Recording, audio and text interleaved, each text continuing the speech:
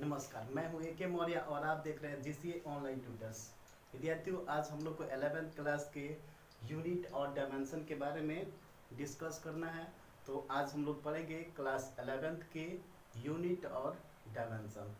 तो बेसिकली ये चाहे बिहार बोर्ड हो, चाहे यूपी बोर्ड हो, चाहे सीबीएसई बोर्ड हो, हम किसी भी बोर्ड में इसको पढ़ सकते हैं। किसी भी बोर्ड के लिए ये इम्पोर्टेंट है। तो ये जो टॉपिक है आज का, ये 11th क्लास के पहला जो टॉपिक होता है जिसका नाम है यूनिट और डायमेंशन। इसको पढ़ने से हमको ये फ़ायदा है कि जो भी आगे के चैप्टर्स जो भी होंगे और उसमें जो भी फिजिकल क्वांटिटी होगी सभी के बारे में हम लोग डिस्कस करेंगे। तो इसमें हम लोग पढ़ते हैं सबसे पहले यूनिट और डायमेंशन में जो पहला हमारा टॉपिक है आज का, वो है फिजिकल क्वांटिटी। तो सबसे पहले हमारा पहला जो टॉपिक है physical quantity.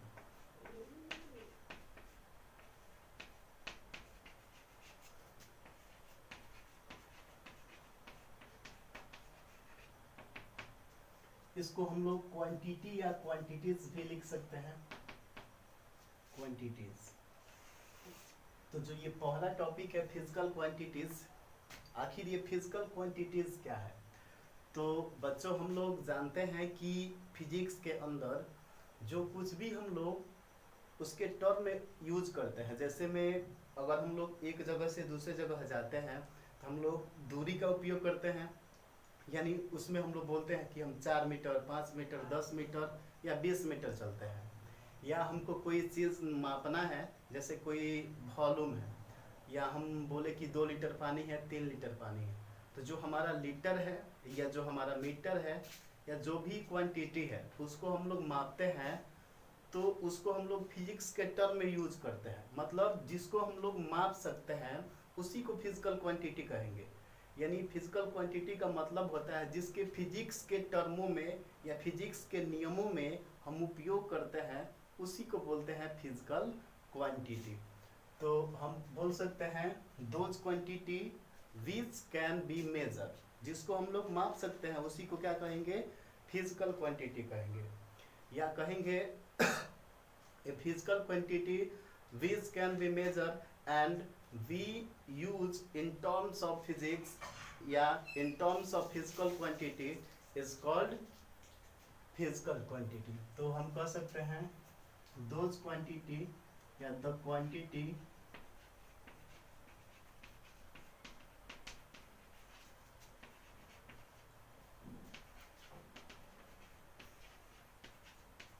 which can be measure, जिसको हम लोग क्या कर सकते हैं? माप सकते हैं। तो उसको हम लोग क्या कहेंगे? फिजिकल क्वांटिटी कहेंगे। या इसमें और जोड़ सकते हैं and used in terms of physics.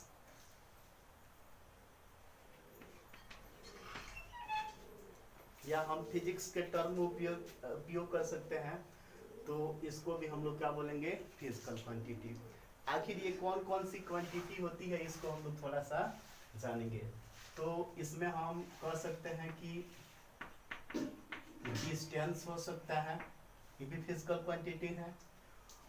और टाइम भी हो सकता है, ये भी एक फिजिकल क्वांटिटी है। मास भी हो सकता है, ये भी एक फिजिकल क्वांटिटी है। यानी जिसको हम लोग मेजर कर सकते हैं उसी को हम लोग बोल सकते हैं कि वो क्या होगा? फिजिकल क्वांटिटी होगा। अच्छा, कौन सी ऐसी क्वांटिटी है जिसको हम लोग फिजिकल क्वांटिटी नहीं कहेंगे? तो हमारे पास बहुत ऐसी क्वांटिटी है जिसको हम लोग फिजिकल क्वांटिटी नहीं कह सकते हैं। कैसे डिफरेंस करेंगे? तो देखिए, अगर आज हमारे पास इतना लॉकडाउन में इतना दुखों का पहाड़ पड़ा है, तो हम ये अपना जो दुख है इसको बता नहीं सकते हैं कि कितना लीटर या कितना मीटर या कितना केजी में दुख हुआ है। तो ये हम नहीं बता सकते हैं। यानी जो हमारा दुख है, सुख है, खुशी है, इसको हम लोग माप नहीं सकते हैं। यानी जिसको मापा नहीं जा सकता है वही हमारा क्या कहलाता है? तो उसको हम लोग बोलेंगे नॉन फिजिकल क्वांटिटी। यानी जिसको मापा ही नहीं जा सकता है और ना ही हम लोग फिजिक्स के टर्म में यूज कर सकते हैं। तो वैसी जो भी क्वांटिटी होगी उसको हम लोग बोलेंगे नॉन फिजिकल क्वांटिटी। तो आशा करते हैं कि आप लोग समझ चुके होंगे। तो इसको हम लोग बोलेंगे नॉन फिजिकल क्वांटिटी, जिसको मापा नहीं जा सकता है, जैसे दुख है, सुख है, इस तरह की जो क्वांटिटी होगी उसको बोलेंगे नॉन फिजिकल क्वांटिटी। अब ये जो फिजिकल क्वांटिटी है इसको हम लोग क्लासिफाई करते हैं कि जो फिजिकल क्वांटिटी होती है वह कितने तरह की होती है।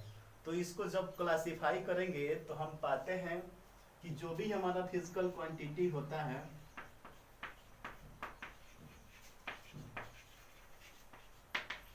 जो फिजिकल क्वांटिटी होती है इसको हम दो आधार पे बांट सकते हैं।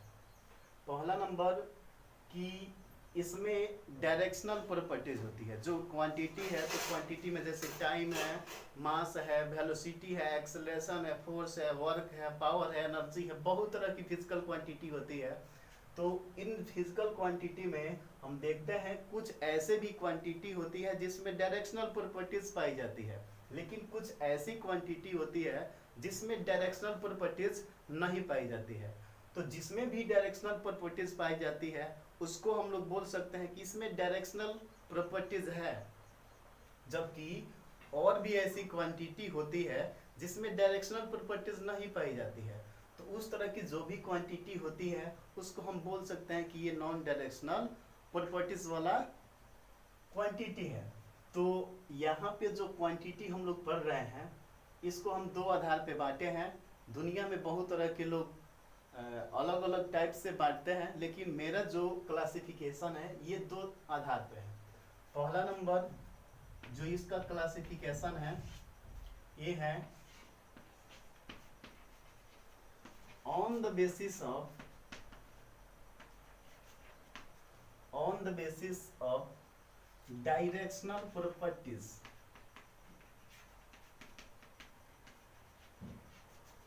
डायरेक्शनल प्रॉपर्टीज यानी इसकी जो दिशा होती है उसके आधार पे हम लोग इसको बांट सकते हैं। तो on the basis of directional properties यह कितने तरह की क्वांटिटी होती है? तो ये जो क्वांटिटी होती है यह तीन तरह का होता है। पहला नंबर, इसको ए से हम लिखते हैं, ए नंबर है आपका जिसको बोलते हैं स्केलर। क्या बोलेंगे? स्केलर। जो बी नंबर है इसको क्या बोलेंगे? इसको बोलेंगे वेक्टर। क्या बोलेंगे? वेक्टर। और जो सी नंबर है इसको क्या बोलेंगे? टेंसर। दुनिया में स्केलर को सभी लोग जानते हैं, वेक्टर को सभी लोग जानते हैं, लगभग इन दोनों को सभी लोग जानते हैं, लेकिन जो ये तीसरी क्वांटिटी होती है इसको बहुत कम लोग जानते हैं। और ये जो क्वांटिटी होती है बेसिकली ये होती है स्केलर ही, लेकिन कुछ इसमें ऐसा गुण होता है जो कि वेक्टर का गुण भी इसमें कुछ कुछ होता है, लेकिन वास्तव में वो वेक्टर नहीं होता है। तो सबसे पहले हम लोग स्केलर को, वेक्टर को और टेंसर को समझते हैं कि ये क्या है। देखिए, सबसे पहला है स्केलर क्वांटिटी। स्केलर क्वांटिटी किसे कहते हैं? स्केलर का मतलब होता है जिसमें केवल और केवल मैग्नीट्यूड हो, डायरेक्शन नहीं हो। तो हम जानेंगे कि मैग्नीट्यूड क्या है। अच्छा, कोई भी चीज अगर कोई भी बोलता है कि ये चीज होता है, ये नहीं होता है, भाई ये विज्ञान है, इसमें हमको क्यों, कैसे और क्यों का कारण ढूंढना होता है। तो सबसे पहले जो स्केलर होता है, स्केलर में हम बोल रहे हैं कि केवल और केवल इसमें परिमाण होता है, यानी ओनली मैग्नीट्यूड होता है। तो जो मैग्नीट्यूड है उसको पहले समझते हैं कि मैग्नीट्यूड किसे कहते हैं। जैसे यहाँ पे एक लड़का था, इसका नाम राम था, ठीक है। अब ये कहाँ पे था? ये था पॉइंट ए पे। अब धीरे धीरे धीरे धीरे धीरे बेचारा कहाँ पे चला गया? यहाँ पे। कहाँ पे चला गया? बी। ये लड़का का नाम राम था, बिंदु ए पर था, और यहाँ से चलते चलते चलते कहाँ पे पहुंच गया?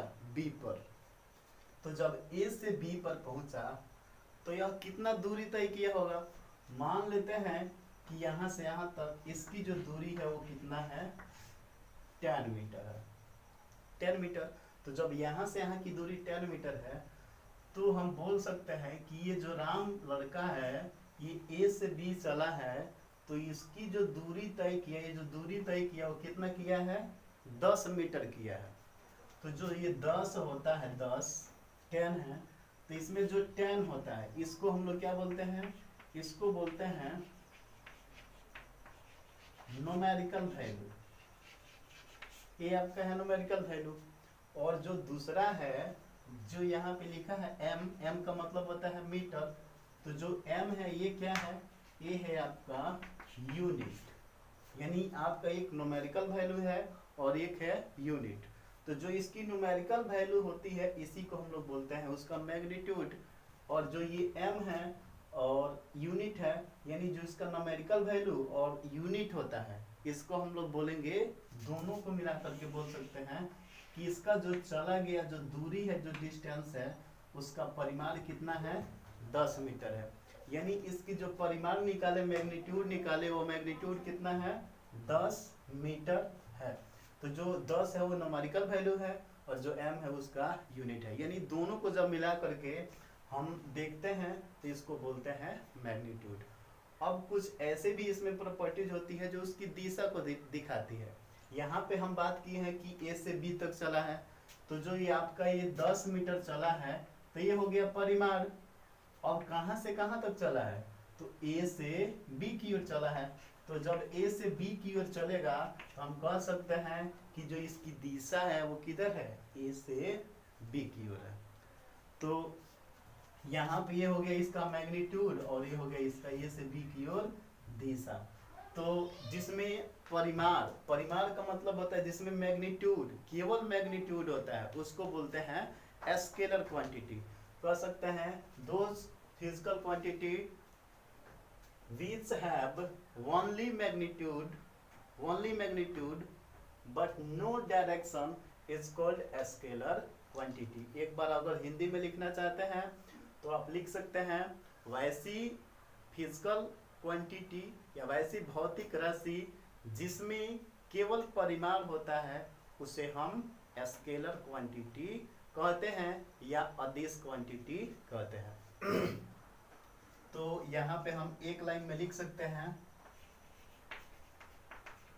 which have only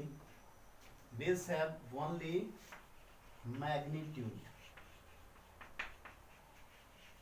जिसमें केवल क्या हो, परिमाण हो, उसे हम क्या बोलेंगे, स्केलर क्वांटिटी। लिख सकते हैं बट नो डायरेक्शन, यानी इसमें डायरेक्शन नहीं होता है, केवल और केवल क्या होता है, परिमाण होता है। कह सकते हैं ऐसी क्वांटिटी जिसमें केवल परिमाण होता है उसे हम लोग क्या कहेंगे, स्केलर क्वांटिटी कहेंगे। दूसरा है वेक्टर क्वांटिटी। तो इसमें केवल और केवल परिमाण है, तो इसका एग्जांपल हम क्या लिख सकते हैं, एग्जांपल में लिखेंगे जिसमें केवल परिमाण हो। जैसे बोले कि 5 मीटर चल लो, 5 मीटर चलो, तो किस डायरेक्शन में चलो, हमको डायरेक्शन ही नहीं पता है कि किस डायरेक्शन में चले। तो जो 5 मीटर हुआ तो मीटर किसका मात्रक होगा, दूरी का, यानी पहला हो जाएगा डिस्टेंस। उसके बाद से हम बोले कि 5 घंटा चले, 5 घंटा, घंटा में दिशा है, घंटा में कोई दिशा नहीं है, यानी समय में दिशा ही नहीं है, ना ही घंटा सेकेंड और ना ही दिन, मतलब इसमें दिशा नहीं है। तो हम लिख सकते हैं टाइम में भी भाई दिशा नहीं है। और क्या हो सकता है, अच्छा बोले कि हमको 5 किलो आलू दीजिए, 5 किलो आलू दीजिए, तो भाई आलू में कौन सा दिशा है, कोई दिशा नहीं है। तो हम कह सकते हैं कि जो मास होता है, द्रव्यमान होता है, उसमें भी दिशा नहीं होता है। यानी इस तरह के एग्जाम्पल को हम लोग लिख सकते हैं। तो यहाँ पे देख सकते हैं कि स्केलर क्वांटिटी किसे कहेंगे, स्केलर क्वांटिटी उसे कहेंगे जिसमें केवल और केवल परिमाण होगा, उसमें डायरेक्शन नहीं होगा, तो उसको बोलेंगे स्केलर क्वांटिटी। वेक्टर क्वांटिटी अब हम लोग पढ़ेंगे। देखिए जो वेक्टर क्वांटिटी होता है इसमें परिमाण के साथ साथ दिशा भी होता है, यानी उसमें मैग्नीट्यूड होता है और उस मैग्नीट्यूड के साथ साथ एक निश्चित दिशा होता है। जैसे यहाँ पे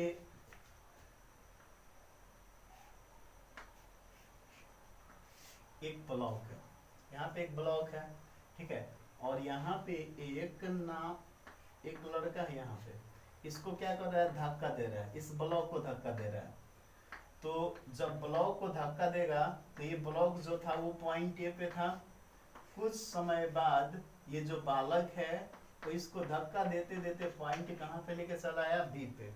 तो जो पॉइंट ए से बी तक लेके आया तो इसमें जो दूरी तय किया वो मान लीजिए कि यह 5 मीटर की दूरी तय किया। तो जब यहाँ से यहाँ तक ले करके आ रहा था तो इसमें तो पहला नंबर की परिमाण है, ठीक है, 5 मीटर इसका परिमाण है, मैग्नीट्यूड है। दूसरा नंबर कि ये जो ए है और ये बी है, यानी ए से बी तक लेके गया। मान लीजिए कि जो ये बालक है ये 50 न्यूटन का बल लगाया। कितना न्यूटन का, 50 न्यूटन का। तो जब 50 न्यूटन का बल लगा करके यह पॉइंट ए से बी तक पहुंचा दिया, तो मान लीजिए जो दिशा है, जो इसकी दिशा है वो किधर है, ए से बी की ओर है, और कितना न्यूटन का बल लगाया, 50 न्यूटन का। तो 50 न्यूटन इसका बल हो गया, यानी यहाँ पे जो इसकी दिशा थी बल की वो ए से बी तक थी, और जब 50 न्यूटन का बल लगाया तो पॉइंट ए से कहाँ पे चला गया, बी पे। यानी इसमें परिमाण भी है, दिशा भी है। तो बल का परिमाण कितना हो जाएगा, 50 न्यूटन। दिशा किधर से किधर की हो जाएगा, ए से लेकर के बी की ओर हो जाएगा। यानी इसमें परिमाण भी है और दिशा भी है। तो ऐसी जो भी क्वांटिटी होती है इसको हम क्या बोलेंगे, physical quantity, sorry vector quantity. तो जिसमें परिमाण के साथ साथ एक निश्चित दिशा भी हो उसको हम लोग बोलेंगे वेक्टर क्वांटिटी। तो कह सकते हैं दोज क्वांटिटी which have, कह सकते हैं which have magnitude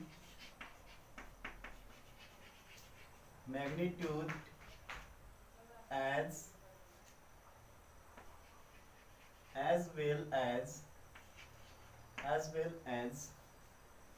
fixed direction,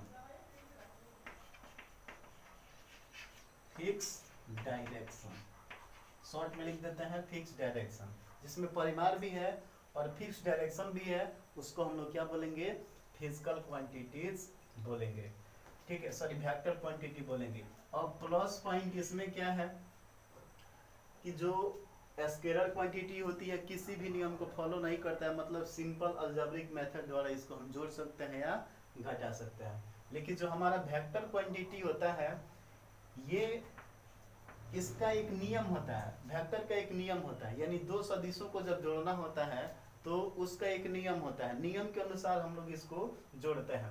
तो यहाँ पे हम कह सकते हैं कि which have magnitude and direction, बोल सकते हैं those quantity which have magnitude as well as fixed direction and ये तीसरा पॉइंट इसमें जोड़ रहे हैं हम, and obey the law of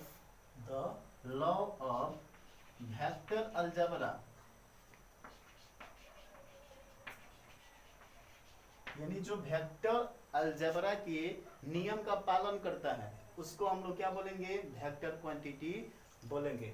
पहला को समझ जाएंगे, पहला कह रहा है कि जिसके पास केवल और केवल परिमाण होता है उसे हम स्केलर क्वांटिटी कहते हैं। दूसरा है जिसके पास परिमाण के साथ साथ दिशा भी हो तथा वह वेक्टर अलजेब्रा के नियम को फॉलो भी करता हो या उसका पालन भी करता हो तो उसको बोलेंगे वेक्टर क्वांटिटी। तो यहाँ पे वेक्टर क्वांटिटी में कौन हो सकता है, यहाँ पे हो सकता है फोर्स, क्या लिखेंगे, फोर्स हो सकता है, और क्या हो सकता है, डिस्प्लेसमेंट हो सकता है। देखिए डिस्प्लेसमेंट में डायरेक्शन होता है, डिस्टेंस में डायरेक्शन नहीं होता है। और कौन सी क्वांटिटी है, मोमेंट ऑफ इनर्शिया है, sorry moment of inertia torque है, टॉर्क है।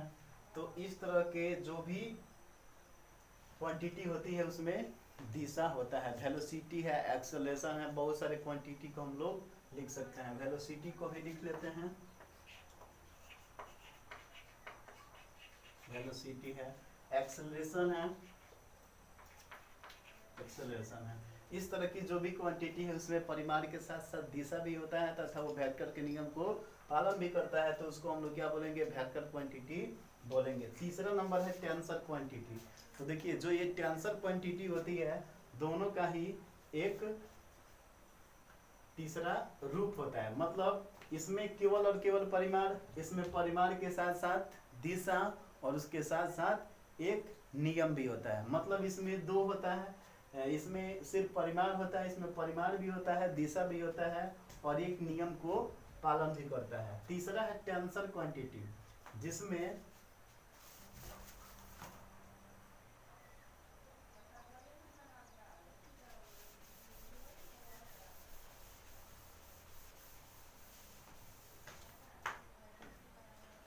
देखिए तीसरा है टेंसर क्वांटिटी। टेंसर क्वांटिटी किसे कहते हैं? टेंसर का मतलब है, देखिए पहला है जिसमें परिमाण है और दिशा है, दूसरा है जिसमें परिमाण में दिशा भी है और वेक्टर के नियम को फॉलो भी करता है। लेकिन जो तीसरा होता है टेंसर क्वांटिटी, ये वेरी वेरी इंपॉर्टेंट है।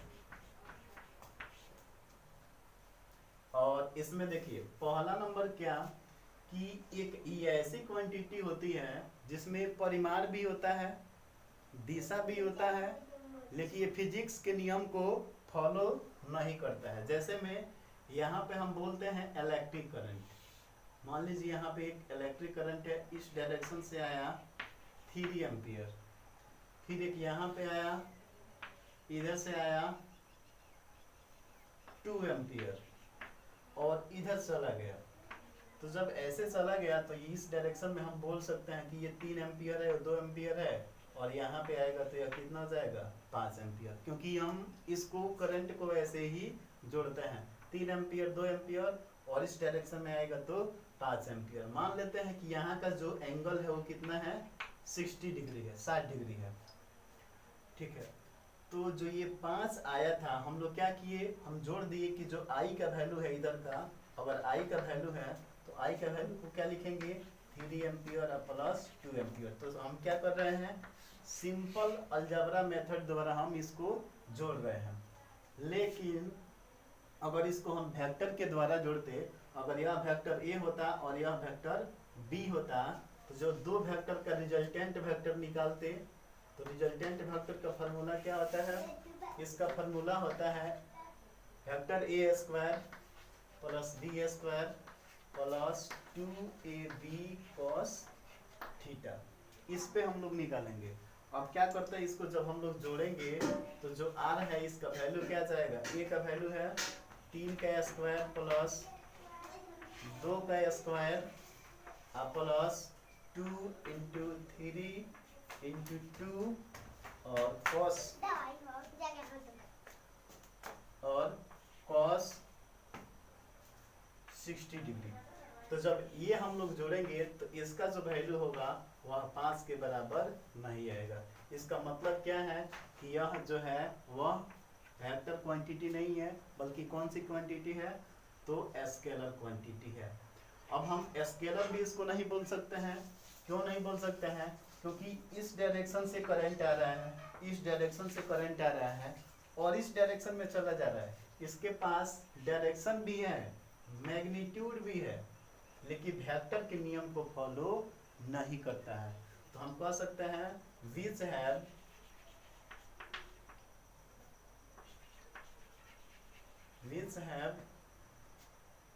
magnitude,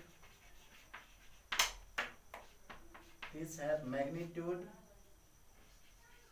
and direction but do not obey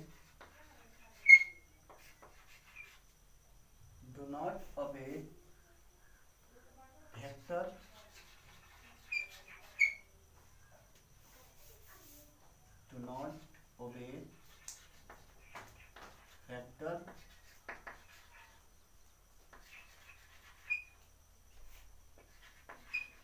algebra law. मतलब जो वेक्टर के अलजेब्रा लॉ को फॉलो नहीं करता है उसको हम लोग क्या बोलेंगे, उसको टेंसर क्वांटिटी बोलेंगे। तो ये कौन कौन सा होता है, सबसे पहले इसको बोल सकते हैं कि यह होता है इलेक्ट्रिक करंट, और जो दूसरा होता है दूसरा को बोल सकते हैं moment of inertia, moment of inertia. यानी जो मोमेंट ऑफ इनर्शिया होता है ये भी टेंसर क्वांटिटी है, इलेक्ट्रिक करंट है ये भी टेंसर क्वांटिटी है। तो इस तरह से हम लोग आज पढ़े हैं यूनिट ऑफ डायमेंशन में physical quantity, non physical quantity. Physical quantity किसे कहते हैं, जिसको हम लोग मेजर कर सकते हैं, जिसको फिजिक्स के नियमों में हम लोग उपयोग कर सकते हैं, उसको फिजिकल क्वांटिटी बोलेंगे। उसके बाद है non physical quantity which can not be measure and it does not